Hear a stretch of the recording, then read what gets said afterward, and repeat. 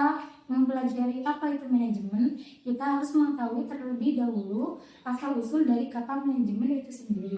Jadi, kata manajemen berasal dari bahasa Prancis kuno, yaitu manajemen yang berarti seni dalam menjalankan dan mengelola sesuatu. Sedangkan dalam bahasa Inggris, kata manajemen disebut dengan manajemen yang berasal dari kata kerja to manage yang berarti mengurus, mengarahkan, mengelola, menjalankan, membina, dan memimpin. Menurut Usman, kata manajemen dapat ditelusuri dari bahasa Latin, yaitu berasal dari kata manus yang berarti tangan dan agere yang berarti melakukan. Kemudian kedua kata ini disatukan menjadi kata manajer yang berarti menangani. Dalam bahasa Indonesia sendiri, kata manajemen diterjemahkan menjadi manajemen yang berarti pengelolaan. Selanjutnya, kita akan mempelajari apa itu definisi manajemen. Beberapa ahli memiliki pendapat yang berbeda tentang definisi dari manajemen itu sendiri. Namun, secara umum, manajemen merupakan proses dalam suatu organisasi yang bertujuan untuk mencapai tujuan dengan cara yang efektif dan efisien. Nah, berikut ini beberapa pendapat para ahli tentang definisi dari manajemen itu sendiri. Yang pertama yaitu menurut Valek tahun 2007 yang menyatakan bahwa manajemen adalah seni dalam menyelesaikan tugas atau mencapai tujuan melalui orang lain. Dalam hal ini, manajemen sebagai seni merupakan kemampuan untuk berkreasi atau mengelola sesuatu dengan baik. Selanjutnya yaitu pendapat dari Storner tahun 1966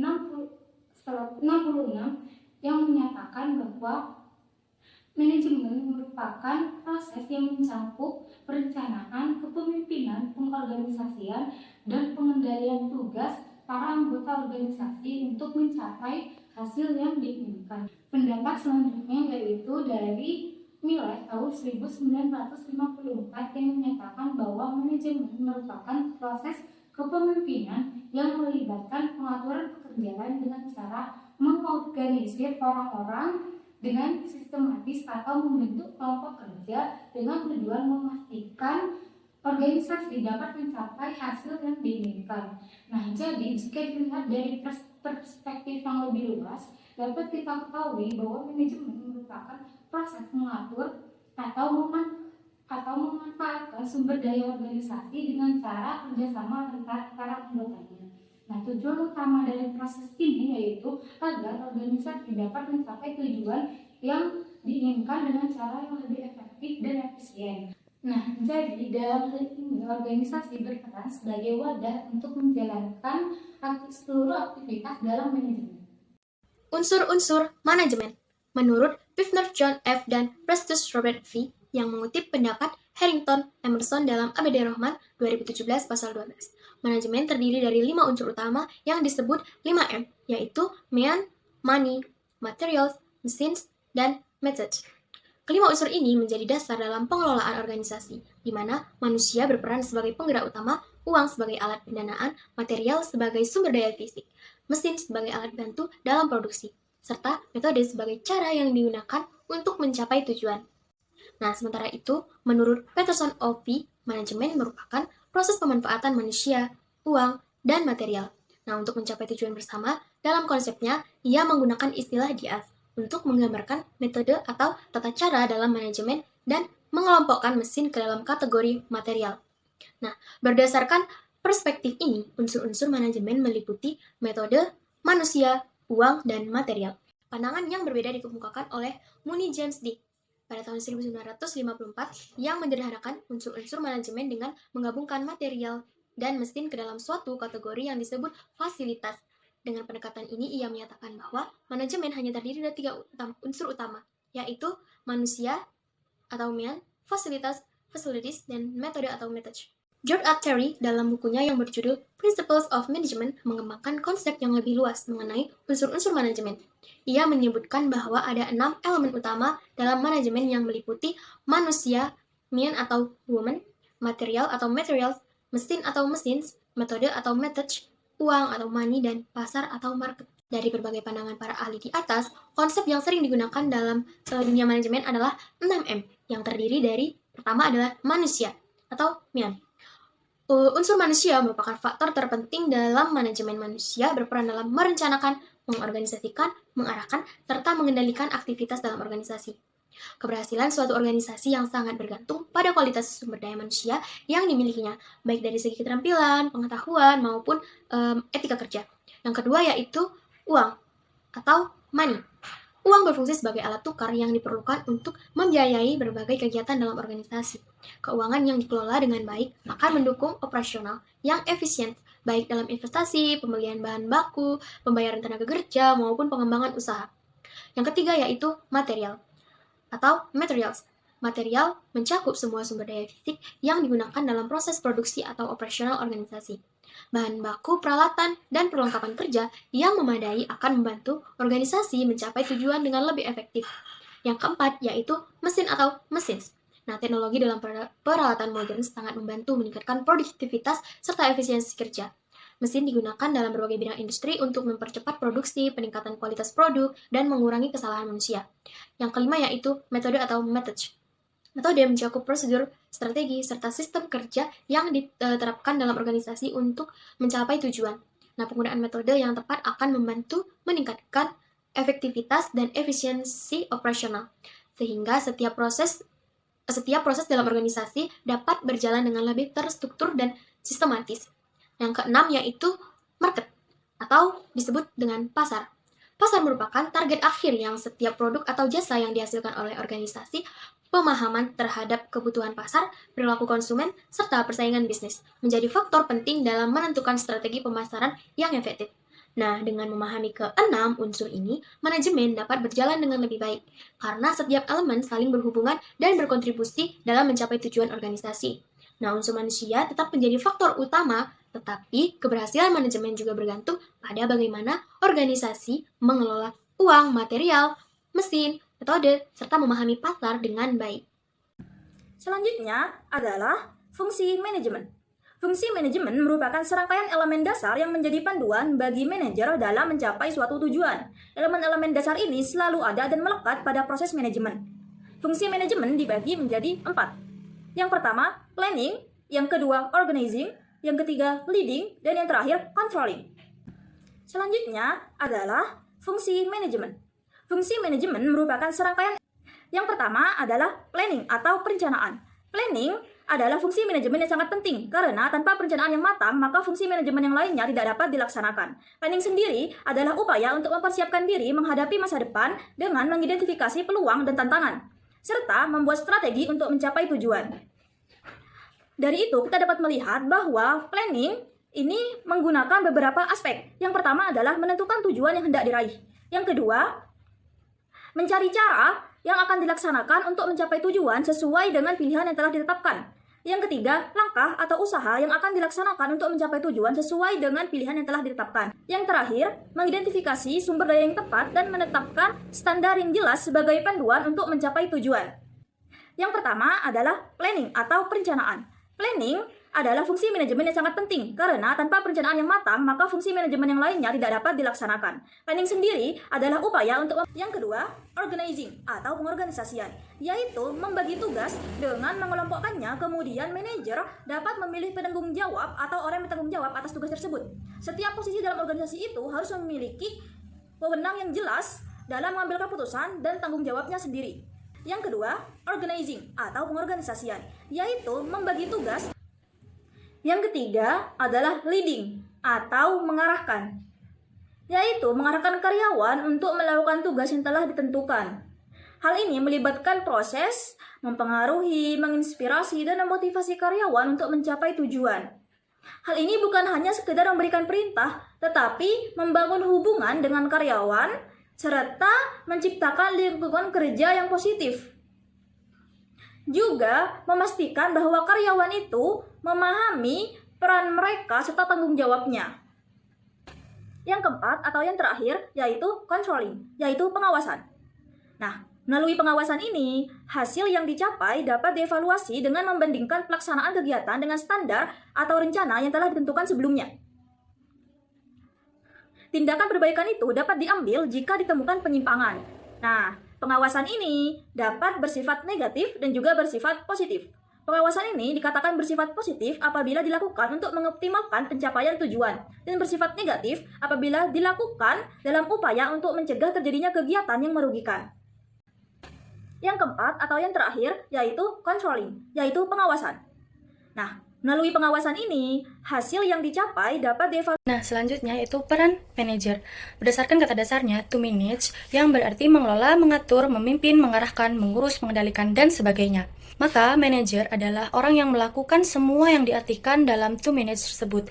Nah, jika diartikan secara bebas, manajer adalah pelaku manajemen, yaitu orang yang bertugas untuk merencanakan, mengorganisasikan, mengarahkan, dan mengatur bagaimana tim dapat bekerja hingga mencapai tujuan yang telah ditetapkan. Menurut beberapa ahli, terdapat 3 peran manajer, yaitu yang pertama, antara pribadi atau interpersonal roles, lalu yang kedua, peran informasional atau informational roles, dan peran keputusan atau decisional roles. Nah, yang pertama tadi adalah antara pribadi atau interpersonal roles. Di dalam antar pribadi atau personal roles ini terdapat 3 artian. Yang pertama yaitu sosok atau figur, atau figurehead. Manajer memiliki tanggung jawab terhadap legal, sosial, seremonial, dan juga bertindak sebagai simbol perusahaan. Biasanya dengan melakukan hal-hal seremonial seperti menghadiri acara peresmian, menandatangani dokumen legal, menyapa tamu perusahaan, dan juga menjadi tuan rumah resepsi. Lalu yang kedua adalah pemimpin atau leader. Manajer bertugas sebagai pemimpin dalam tim, departemen, ataupun organisasinya, menyeleksi, melatih, serta mengelola kinerja dan memotivasi karyawannya. Lalu yang ketiga adalah penghubung atau liaison. Manajer harus membangun dan menjaga komunikasi dengan kontak internal maupun dengan kontak eksternal perusahaan. Contohnya berpartisipasi dalam pertemuan dengan perwakilan dari divisi atau departemen atau organisasi lainnya. Selanjutnya yaitu yang kedua yaitu peran informasional atau informational roles. Nah, dalam peran informasional ini juga terdapat 3 artian, yaitu yang pertama adalah pemantau atau monitor. Manajer berperan sebagai pencari informasi yang berkaitan dengan industri dan organisasinya. Selain itu juga memantau tim yang dipimpinnya, baik dari segi produktivitas, kinerja, maupun kenyamanan kerja anggota timnya. Lalu yang kedua adalah penyebar informasi atau disseminator. Manajer harus menyebarkan dan mengkomunikasikan informasi yang didapat kepada orang lain yang ada di dalam organisasinya. Contohnya dengan menyampaikan memo, email, atau laporan kepada bawahannya mengenai informasi dan keputusan yang telah diambil. Lalu yang terakhir adalah juru bicara atau spokesperson. Manajer berperan sebagai juru bicara yang meneruskan informasi tentang organisasinya dan tujuan organisasinya ke pihak luar. Selanjutnya yang terakhir yaitu peran keputusan atau decisional roles. Nah, di dalam peran keputusan ini terdapat 4 artian. Yang pertama adalah wirausahawan atau entrepreneur. Manajer harus mampu membuat suatu perubahan dan mengendalikannya untuk kemajuan organisasinya. Manajer harus merencanakan masa depan organisasinya, membuat proyek-proyek perbaikan dan peningkatan kualitas dan produktivitasnya. Lalu yang kedua adalah pemecah masalah atau disturbance handler. Manajer bertanggung jawab untuk menyelesaikan setiap permasalahan dan konflik yang terjadi di dalam organisasi.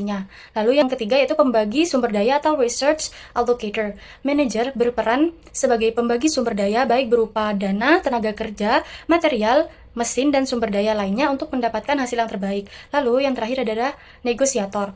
Manajer berpartisipasi atau mengambil bagian dalam melakukan negosiasi dengan pihak luar untuk memperjuangkan kepentingan bisnis perusahaannya.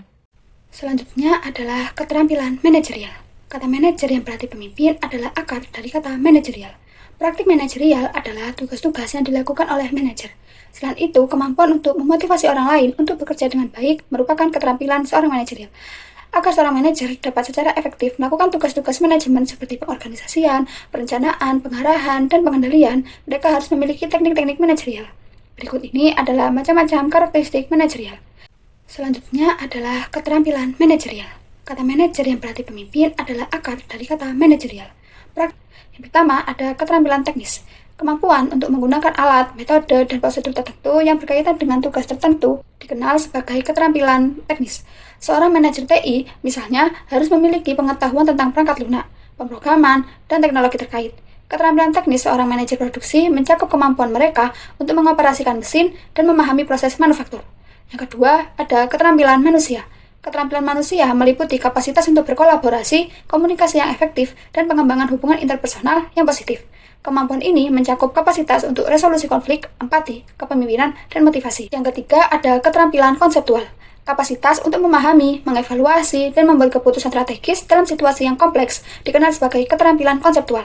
Kemampuan ini mencakup perencanaan jangka panjang, pemecahan masalah, dan pemikiran kritis. Kemampuan-kemampuan ini sangat penting bagi para manajer tingkat atas karena mereka bertanggung jawab untuk membuat keputusan strategis yang berdampak pada seluruh perusahaan. Yang pertama, ada keterampilan teknis.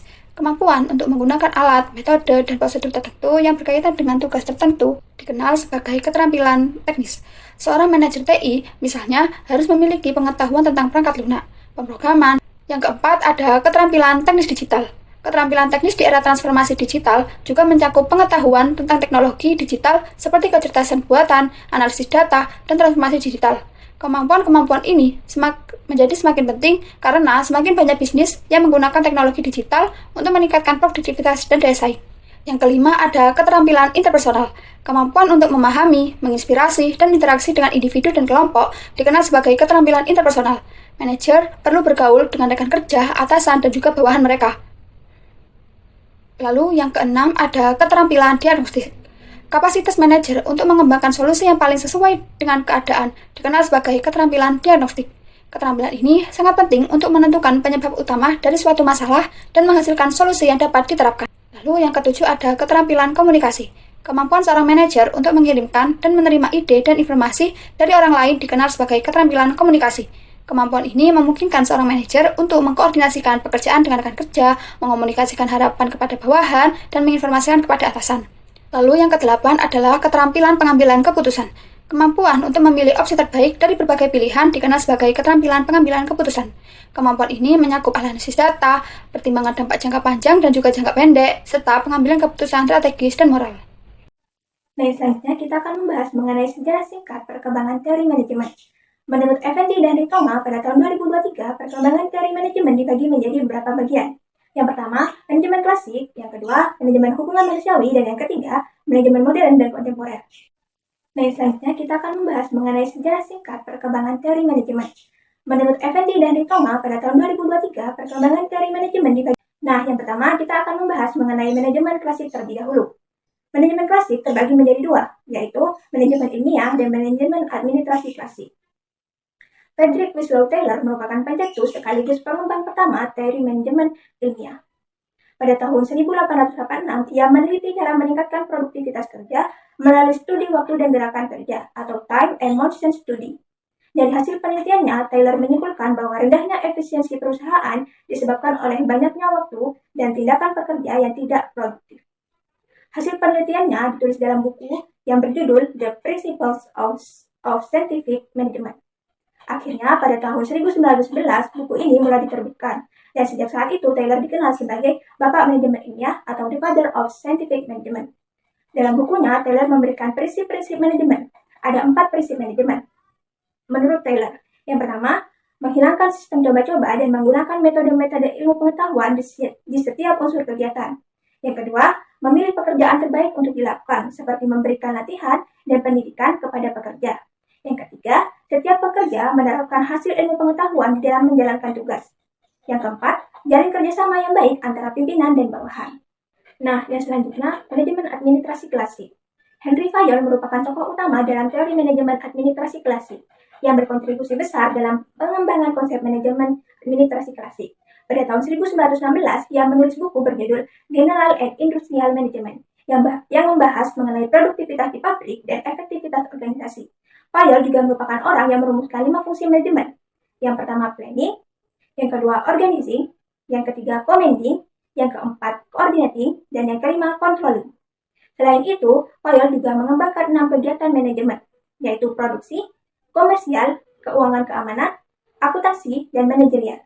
Selanjutnya, kita akan membahas teori manajemen yang kedua, yaitu manajemen hubungan manusiawi. Teori ini muncul sebagai respon terhadap kelemahan teori klasik, yang dianggap kurang menciptakan efisiensi dan keharmonisan kerja. Oleh karena itu, manajer perlu memahami sosiologi dan psikologi untuk mengatasi hambatan karyawan. Ada 2 tokoh yang berpengaruh pada teori ini. Yang pertama, Hugo Manselberg. Ia dikenal sebagai bapak psikolog industri. Manselberg menulis buku berjudul Psychology and Industrial Efficiency. Karyanya ini mampu mempengaruhi dunia industri. Dalam bukunya, Manselberg mengusulkan 3 cara meningkatkan produktivitas. Yang pertama, menempatkan pekerja sesuai keahlian mereka. Yang kedua, mengoptimalkan tata kerja dengan memperhatikan aspek psikologis. Yang ketiga, menggunakan pengaruh psikologis untuk memotivasi karyawan. Tokoh yang kedua yaitu Elton Mayo. Elton Mayo merupakan seorang psikolog yang terkenal karena penelitiannya di Hawthorne milik Western Electric pada tahun 1927 sampai 1932. Melalui penelitiannya, Mayo menemukan bahwa faktor sosial dan perhatian atasan lebih berpengaruh terhadap produktivitas dibandingkan insentif finansial. Ia menyimpulkan bahwa efek Hawthorne, yaitu perhatian terhadap kesejahteraan karyawan serta dinamika kelompok informal berperan penting dalam meningkatkan kinerja karyawan. Dan selanjutnya dari manajemen keempat atau yang terakhir yaitu manajemen modern dan kontemporer. Teori ini lebih menekankan pada aspek kuantitatif yang digabungkan dari penelitian operasional dan manajemen. Para ahli dari berbagai bidang ilmu, matematika, fisika, dan ilmu teknik bekerja sama untuk menyelesaikan masalah yang rumit. Pendekatan penelitian operasional berevolusi menjadi ilmu manajemen modern seiring berkembangnya teknologi komputer. Teknik ini membantu manajer dalam mengelola perencanaan keuangan, pengelolaan arus kas, penjadwalan produksi, strategi pengembangan usaha, serta perencanaan sumber daya manusia.